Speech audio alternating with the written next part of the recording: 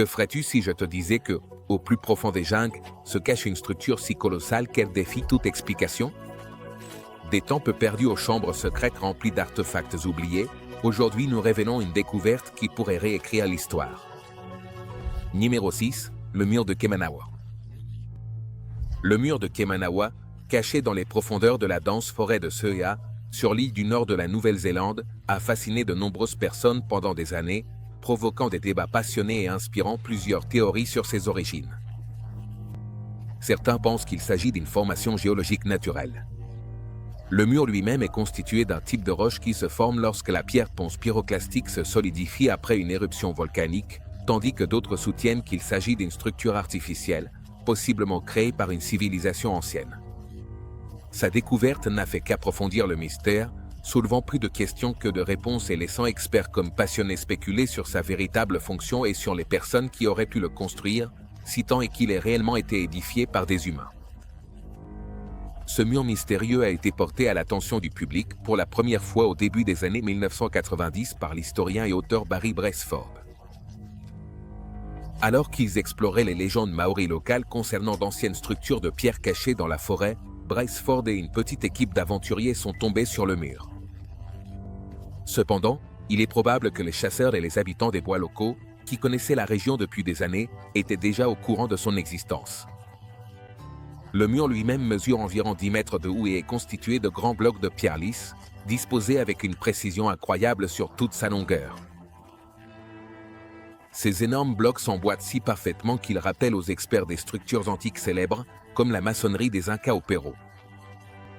Numéro 5, les murailles cyclopéennes de Grèce. Curieusement, les pierres forment même une sorte de demi-cercle, ce qui suggère qu'elles pourraient avoir fait partie d'une structure plus grande. Ce qui rend le mur de Kemanawa si intrigant, c'est le manque de clarté quant à son origine. Contrairement à d'autres sites mégalithiques dans le monde, souvent associés à des civilisations anciennes connues, ce mur se trouve dans un endroit où il n'existe aucun témoignage de grande construction en pierre. Les Maoris, qui vivent en Nouvelle-Zélande depuis plus de 1000 ans, n'ont jamais construit quoi que ce soit de semblable à cette structure, ce qui a conduit certains à proposer des théories farfelues. Certains pensent qu'elle a été érigée par une civilisation très maori oubliée, tandis que d'autres estiment qu'il pourrait s'agir d'une formation rocheuse naturelle ressemblant à un mur construit par l'homme. Lorsque Barry Braceforth a présenté le mur au public pour la première fois, de nombreux universitaires se sont montrés sceptiques.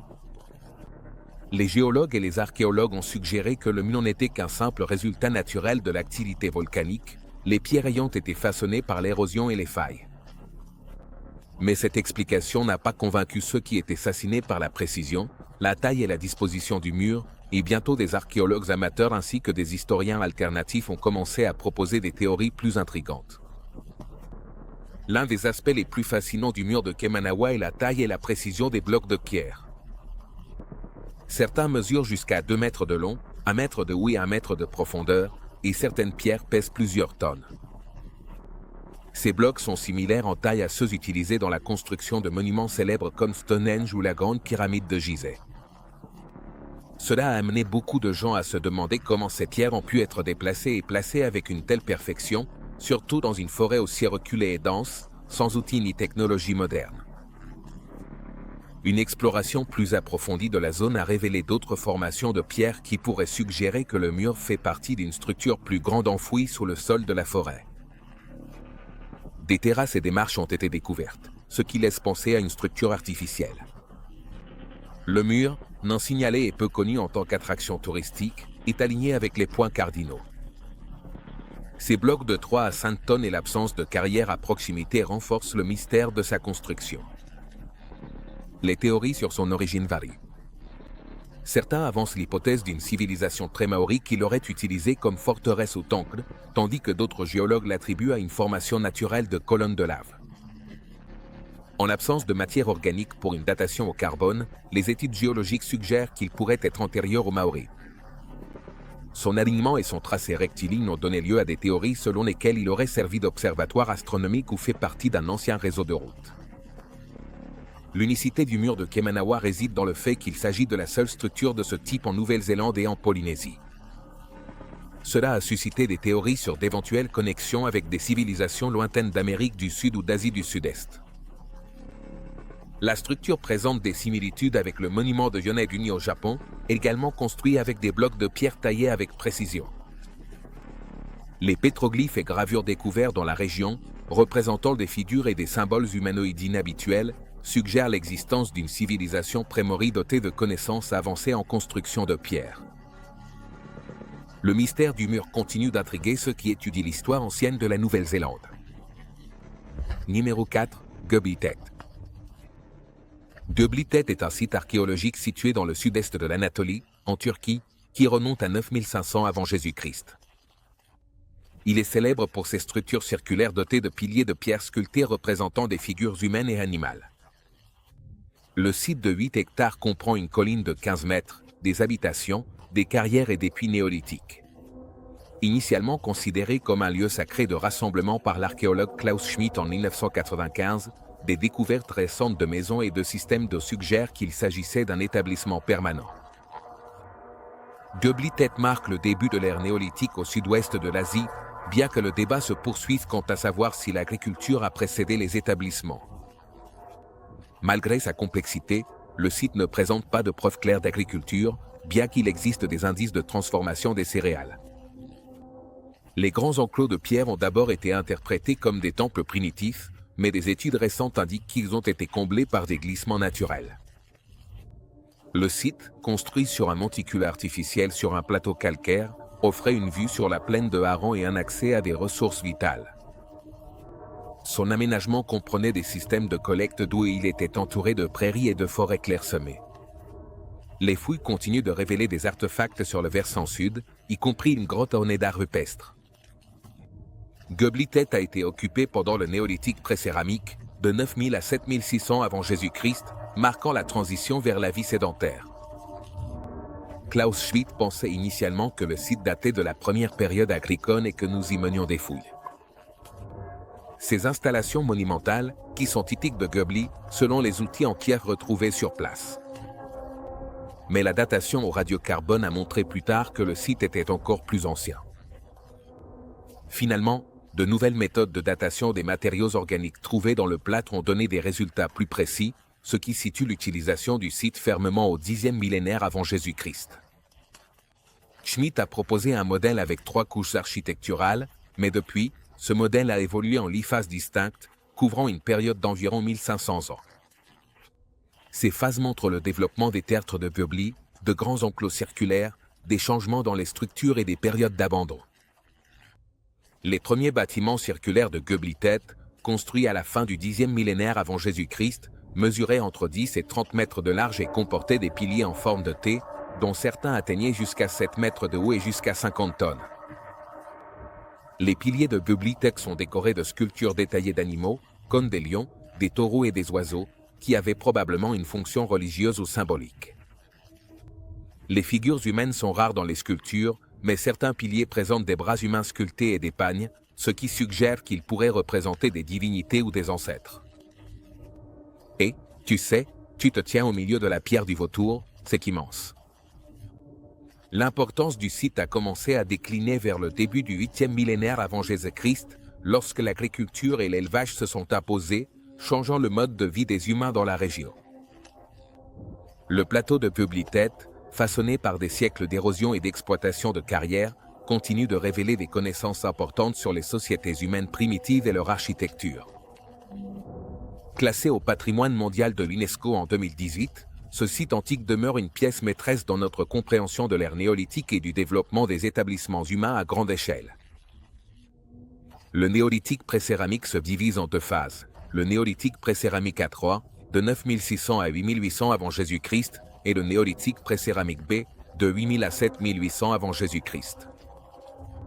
Les premières phases de Göbekli Tepe appartiennent à la première phase, et son développement a eu lieu pendant la seconde. Les personnes qui vivaient à Göbekli Tepe étaient principalement des chasseurs-cueilleurs, mais il existe des preuves qu'ils ajoutaient également à leur alimentation des types primitifs de céréales cultivées. Les nombreuses meules et mortiers découverts sur le site suggèrent que la transformation des céréales était une activité importante.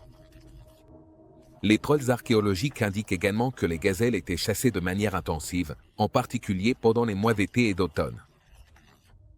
Pendant cette période, les anciens villages étaient composés de groupes de maisons construites en pierre ou en briques de terre crue. Certains sites possédaient même des bâtiments impressionnants comme des tours, telles que celles que l'on voit à Jéricho, ainsi que de grandes structures circulaires comme celles de Göbekli Tepe et d'autres sites voisins. Il est probable que ces bâtiments étaient utilisés pour des activités communautaires, ce qui aidait les gens à interagir et à collaborer à mesure que leur communauté grandissait. Une caractéristique remarquable de Göbekli Tepe et d'autres sites de la région d'Urfa est la présence de piliers en forme de T. Ces piliers ont également été découverts sur d'autres sites néolithiques précéramiques comme Nabali-Sori, Anzantet et Karahantek. Des stèles de pierre similaires, bien que n'ayant pas la forme de T, ont été découvertes sur des sites comme Zayunu, ce qui montre comment ces éléments culturels se sont répandus dans différentes régions. La datation au radiocarbone situe les structures visibles les plus anciennes de Göbekli Tepe entre 9000 et 590 avant Jésus-Christ, pendant la période agricole précoce. Le site s'est considérablement agrandi au début du 9e millénaire avant Jésus-Christ et a été utilisé jusqu'à environ 8000 avant Jésus-Christ. Après la période néolithique, des groupes plus petits ont continué à utiliser les ruines. Numéro 3, la vallée de Bada. Au cœur du centre de Sulawesi, en Indonésie, se trouve la vallée de Bada, également connue sous le nom de vallée de Napu, qui fait partie du parc national de l'Ornadu. La vallée est célèbre pour ses anciennes structures de pierre appelées watu, qui signifie pierre dans les langues bodaïques, waka, statue en indonésien. Il y a des centaines de ces statues mégalithiques disséminées dans la vallée, dont l'origine et l'âge exact restent un mystère. Découvertes en 1908, ces statues intriguent historiens et archéologues. Les estimations de leur âge varient considérablement, allant de 1000 à 5000 ans. Certains experts les relient à une ancienne civilisation qui a construit des structures similaires au Laos, au Cambodge et dans d'autres régions d'Indonésie il y a environ 2000 ans. Les habitants locaux ont une longue tradition de travail de la pierre. Avant l'arrivée des Hollandais, ils construisaient des tombes en pierre et, encore aujourd'hui, certaines communautés fabriquent des kolambas, de grandes jarres en pierre utilisées pour les rituels funéraires. La vallée, entourée de collines douces, offre un paysage magnifique où les nuages s'accrochent au sommet des montagnes. Cette géographie unique donne lieu à des phénomènes climatiques intéressants, où une partie de la vallée peut être détrempée par la pluie tandis qu'une autre est baignée de soleil, créant ainsi un superbe jeu de lumière et d'ombre. Au centre de la vallée de Bada coule la rivière Larian, qui se rejoint avec la rivière Malé, ce qui rend son courant plus puissant. Cette confluence de rivières fait de la Larian un endroit idéal pour des aventures de rafting palpitantes. À mesure que la rivière serpente à travers la vallée, son courant devient plus calme. Au milieu, le terrain s'aplanit. Malgré de nombreuses recherches, la fonction de ces anciennes grandes pierres reste inconnue. Les traditions locales suggèrent qu'elles étaient utilisées pour honorer les ancêtres, mais les raisons exactes de leur création font encore débat. Les récits locaux ajoutent une dimension intéressante à l'histoire de ces pierres. Une histoire raconte celle de Tokleya, une énorme pierre qui aurait été maudite et transformée en sa forme actuelle en guise de punition pour avoir commis un grave délit. Une autre histoire tourne autour d'une pierre appelée Tadulako, dont on dit qu'elle protégeait autrefois le village, mais qu'elle fut changée en pierre après avoir volé du riz. Certaines légendes associent ces grandes pierres à des rituels impliquant des sacrifices humains, tandis que d'autres pensent qu'elles ont été placées pour éloigner les mauvais esprits. Et certains habitants affirment qu'elles possèdent des propriétés magiques qui leur permettent de disparaître ou de se déplacer à volonté. Aux confins de la vallée de Bada, on trouve des statues comme Panando, Torompana, Taraero et Loga. Et voici Palado. C'est une statue très célèbre. Ici, au milieu de nulle part, il y a des noms enracinés dans les histoires locales, chacun avec sa propre histoire unique. Par exemple, on dit que Palando se tenait fièrement autrefois. Dans cette région, la tribu leur perpétue ses anciennes traditions. Parmi les rivières luxuriantes, ces statues montent la garde aux côtés des maisons traditionnelles. Des maisons de la loi construites en bambou et recouvertes de toits tissés avec des fibres de palmier à sucre. Ces structures simples offrent un hébergement chaleureux aux visiteurs du parc et donnent un aperçu du riche patrimoine culturel de la région. Dans le village de Sep, les anciens croient que la statue de Palindo, connue comme animateur dans leur langue, symbolise leurs ancêtres, en particulier ceux de la tribu Tozolok. Selon la légende, pendant le règne du roi de Wuk, il ordonna la création de 1800 statues de Seth à Pelopo pour montrer sa puissance sur les Bardas. Au départ, les statues devaient être orientées vers le sud, mais une erreur a conduit les Bardas à les placer tournées vers l'ouest. Lorsque le roi insista pour les faire pivoter, les statues tombèrent tragiquement sur ses soldats, provoquant la mort d'environ 200 d'entre eux. Dans l'Antiquité, les Bardas offraient des présents à ces statues avant d'entreprendre des tâches importantes, comme le défrichage de nouvelles terres agricoles. Les anciennes statues que l'on trouve dans la vallée de Béda sont des représentations uniques de figures humaines. Élaborées avec des traits distinctifs, elles fusionnent les sourcils et le nez en une forme continue et sont totalement dépourvues de bouche. Ces statues mettent clairement en évidence les différences entre les formes masculines et féminines. Par exemple, les statues de Palindo et de Maturu présentent des caractéristiques masculines, tandis que la statue de Langbulawa montre des traits féminins, souvent avec une frange couvrant le front. Les sculptures adoptent un style simple, avec des figures généralement représentées avec de grandes têtes, des corps droits et souvent sans jambes. Leurs visages sont caractérisés par des yeux ronds et des lignes simples pour les sourcils, les joues et le menton. Bien que la plupart des statues soient isolées, certaines sont regroupées dans toute la vallée, chacune décorée de gravures représentant des personnes, des animaux, des colimbas et diverses autres images. Parmi les nombreuses sculptures anciennes, certaines représentent des humains adultes d'environ 1,50 m de haut et environ 50 cm de large. Une statue remarquable, connue sous le nom de statue d'Ova, mesure 70 cm de haut et arbore une expression espiègle, ce qui laisse son genre indéterminé. Les habitants la comparent parfois à un singe, tandis que d'autres pensent qu'elle pourrait représenter un enfant. De plus, les objets appelés colimbas ressemblent à de grands bocaux avec un couvercle et mesurent entre 1,5 et 2,5 cm de haut et jusqu'à 2 mètres de large. On pense que ces éléments partagent les mêmes origines culturelles que les statues humaines, car de petites colimbas et des outils en pierre ressemblant à des mortiers ont été découverts à proximité des sculptures humaines.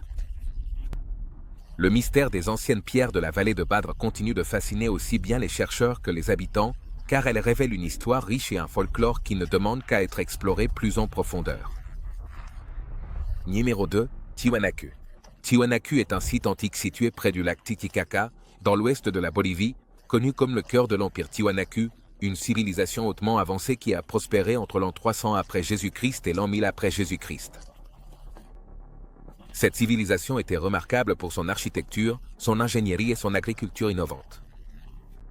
Le peuple Tiwanaku ne s'est pas seulement illustré dans l'art de construire des structures impressionnantes, il a également mis au point des techniques agricoles avancées, ce qui leur a permis de prospérer dans l'environnement difficile des Andes. Ils ont établi un vaste réseau de routes commerciales en Amérique du Sud, ce qui a permis à leur influence de s'étendre bien avant l'arrivée des explorateurs européens. Tiwanaku occupe une place particulière dans l'histoire, bien avant Christophe Colomb, et continue d'intriguer les historiens et les archéologues jusqu'à aujourd'hui. Les premiers récits du site ont été rédigés par des explorateurs européens, en particulier les conquistadors espagnols. L'un des premiers à documenter les merveilles de Tiwanaku fut l'historien Pedro Cieza de León au XVIe siècle.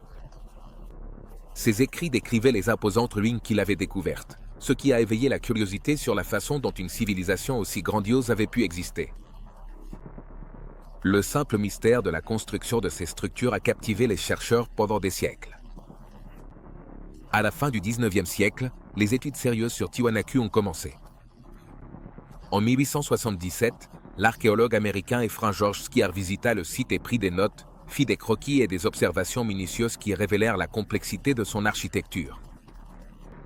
Presque à la même époque, l'explorateur français Charles Winer documenta également le site, ce qui contribua à l'enrichissement croissant des connaissances. Ces premières explorations ont préparé le terrain pour des recherches archéologiques ultérieures, garantissant que Tiwanaku reste un point focal pour la recherche et les découvertes en cours. L'une des structures les plus remarquables de Tiwanaku est la pyramide d'Akapana. Cette immense pyramide à degrés s'élève à une hauteur d'environ 16,5 mètres, avec une base mesurant environ 200 mètres sur 250 mètres. On pense que le design de la pyramide imite une montagne sacrée, ce qui reflète l'importance spirituelle que les repères naturels avaient pour le peuple de Tiwanaku. Incroyablement, la pyramide possède un système de drainage sophistiqué composé de canaux revêtus de pierres et de conduites souterraines qui détournent l'eau de pluie de la structure, évitant ainsi l'érosion. C'est un excellent exemple des compétences avancées en ingénierie de Tiwanaku. La pyramide elle-même est construite avec d'énormes blocs de pierre et de la terre compactée. Les pierres sont taillées et assemblées avec une telle précision qu'elles ne nécessitent pas de mortier, ce qui témoigne de l'incroyable savoir-faire et de la précision des bâtisseurs. Une autre caractéristique fascinante du site est le complexe Kalasazaya, une grande enceinte rectangulaire aux imposants murs de pierre. À l'intérieur se trouve la Porte du Soleil, un immense arc taillé dans un seul bloc d'andésite, mesurant environ 3 mètres de haut, 4 mètres de large et pesant près de 10 tonnes. La Porte du Soleil est recouverte de gravures complexes représentant des divinités et des symboles liés au calendrier et à la cosmologie de Tiwanaku. Ces gravures révèlent la profonde connaissance de l'astronomie qu'avaient les Tiwanakus, et l'ensemble du site est aligné avec le solstice d'été, ce qui démontre leur compréhension des événements célestes dès l'an 1050 avant Jésus-Christ. Tout aussi impressionnant est le temple semi-souterrain de Tiwanaku, qui possède une cour en contrebas unique mesurant environ 28 mètres sur 26. L'une des caractéristiques les plus frappantes de ce temple est la collection de têtes en pierre sculptées, incrustées dans les murs. Chaque tête est différente, avec des traits du visage uniques, et les experts pensent qu'elle pourrait représenter divers groupes ethniques ou des individus importants, ce qui reflète la diversité au sein de la civilisation Tiwanaku. À peu de distance de Tiwanaku se trouve Pumapunku, une autre merveille du monde antique. Pumapunku, découvert pour la première fois par des explorateurs espagnols au XVIe siècle, n'a reçu une attention archéologique sérieuse qu'au XXe siècle. Ce qui distingue Pumapunku, c'est son extraordinaire maçonnerie, composée de grands blocs d'andésite et de grès taillés avec une telle précision que les joints sont presque invisibles. Certains de ces blocs sont taillés si finement qu'il est impossible d'y glisser même une lame de rasoir. Les méthodes utilisées pour atteindre une telle précision restent un mystère. Une théorie suggère que le peuple Tiwanaku utilisait des outils en métal fabriqués à partir d'alliages de bronze ou de cuivre, capables de tailler le grès plus tendre, mais qui auraient eu des difficultés avec l'andésite plus dur. La découverte d'outils en bronze et en cuivre sur d'autres sites Tiwanaku vient appuyer cette théorie. Certaines des surfaces en pierre présentent également des marques de ciseaux, ce qui suggère l'utilisation d'outils en métal. Une autre possibilité est que les bâtisseurs aient utilisé du sable et de l'eau pour user progressivement les surfaces de pierre, créant ainsi les finitions lisses et précises que nous voyons aujourd'hui. Il est possible que de grosses pierres à moudre aient été utilisées pour polir encore davantage les blocs après leur découpe. On suppose également que les Tiwanaku pouvaient posséder des techniques ou des technologies avancées qui ont depuis été perdues. Bien que certaines théories marginales suggèrent que des êtres extraterrestres auraient pu aider à construire Pumapunku, ces idées ne sont pas soutenues par l'archéologie conventionnelle. Ce qui est certain, c'est que la maçonnerie de Pumapunku, en particulier les blocs en forme de hache, témoigne d'un niveau incroyable de savoir-faire. Ces blocs s'emboîtent selon un design modulaire, imbriqué avec une précision extrême. Certains pèsent plusieurs tonnes et les plus grands blocs dépassent les 100 tonnes. Déplacer ces énormes pierres depuis des carrières situées à plusieurs kilomètres n'a pas été une tâche facile. On pense que le peuple Tiwanaku utilisait des traîneaux en bois pour transporter les pierres, de grands groupes de travailleurs tirant les traîneaux sur des rouleaux en rondins. Ils ont probablement utilisé des machines simples, comme des leviers et des rampes, pour soulever et placer les blocs. Certains chercheurs suggèrent que le lac Titicaca, qui à l'époque était plus grand et plus proche de Pumapunku, aurait pu être utilisé pour faire flotter les pierres sur des radeaux avant de les traîner sur la terre ferme. Le travail de la pierre à Pumapunku est souvent comparé à la précision que l'on observe dans d'autres merveilles anciennes, comme les pyramides égyptiennes. La grande pyramide de Gizeh, par exemple, est composée de millions de blocs de calcaire, dont certains pèsent jusqu'à 80 tonnes, avec un ajustement et un alignement aux étoiles tout aussi précis. Bien que les techniques utilisées par ces civilisations anciennes restent un sujet de débat, le mystère persistant de leur réalisation continue de fasciner aussi bien les chercheurs que le grand public. Numéro 1, le complexe du temple de Baalbek. Au cœur de la vallée luxuriante et aride du Liban se dresse une merveille impressionnante qui a résisté à l'épreuve des siècles, le complexe du temple de Baalbek. Ce site antique abrite certains des blocs de pierre les plus grands et les plus énigmatiques jamais utilisés dans l'histoire de l'humanité. Chaque groupe a érigé des monuments et gravé son histoire dans la pierre pour l'éternité. Certains d'entre eux pèsent l'incroyable poids de 1650 tonnes. Et le véritable mystère qui fascine les historiens et les archéologues, c'est de savoir comment ces énormes pierres ont pu être déplacées et posées avec une telle précision. Même aujourd'hui, personne ne sait avec certitude comment les bâtisseurs de l'Antiquité ont accompli un tel exploit qui a laissé stupéfaits les experts modernes et les esprits curieux. Baalbek, situé dans la fertile vallée de la Bekaa, mais pas seulement un lieu de prouesse architecturale. C'est un symbole d'un riche patrimoine culturel qui remonte à des milliers d'années. À l'origine, c'était une humble cité phénicienne dédiée au culte du dieu du soleil et de la tempête, Baal. Le site jouait un rôle important dans les rituels religieux locaux. Avec le temps, Baalbek s'est transformé, surtout après qu'Alexandre le Grand l'a conquise en 334 avant Jésus-Christ.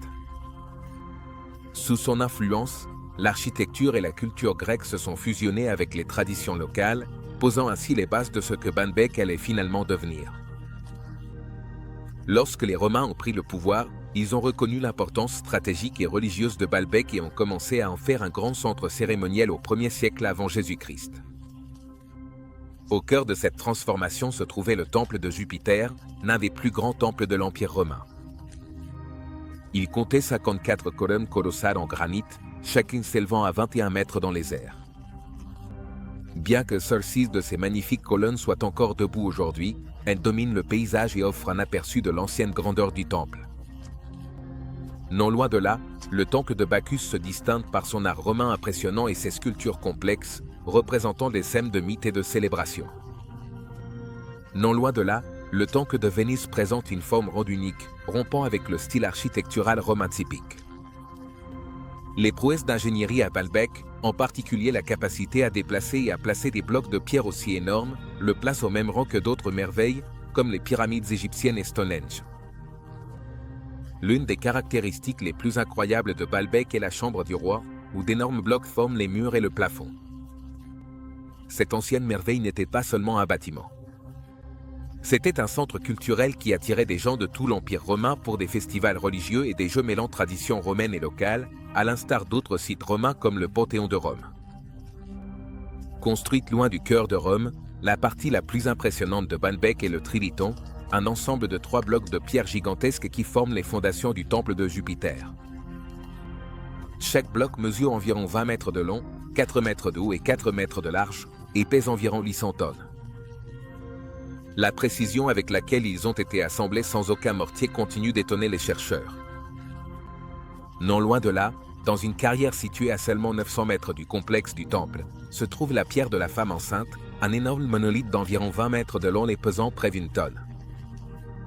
Selon la légende locale, toucher la pierre garantit un accouchement sans danger pour les femmes enceintes. En 2014, une autre pierre encore plus grande a été découverte dans la même carrière. Enfouie sous des couches de sédiments, cette pierre, qui pèse un nombre incroyable de tonnes, est la plus grande jamais taillée par la main de l'homme, ce qui élargit notre compréhension des capacités extraordinaires de l'ingénierie antique. La taille et l'échelle de Baalbek n'étaient pas le fruit du hasard. Les énormes pierres utilisées dans les temples renforçaient l'autorité romaine et mettaient en valeur le caractère sacré du lieu. On pense que les anciens bâtisseurs ont probablement déplacé ces énormes pierres en utilisant des méthodes simples mais efficaces, comme les faire rouler sur de grands troncs d'arbres et utiliser des traîneaux pour répartir leur poids. Il est possible que de l'huile d'olive ait été utilisée pour réduire la friction, tandis que des grues en bois, des rampes de terre, des cordes, des poulies et des leviers servaient à soulever et à placer les pierres avec une précision étonnante. Fait intéressant, bon nombre de ces techniques reflètent celles utilisées pour la construction des pyramides égyptiennes, ce qui témoigne du savoir et de l'ingéniosité partagée entre différentes civilisations anciennes. On se retrouve dans la prochaine vidéo.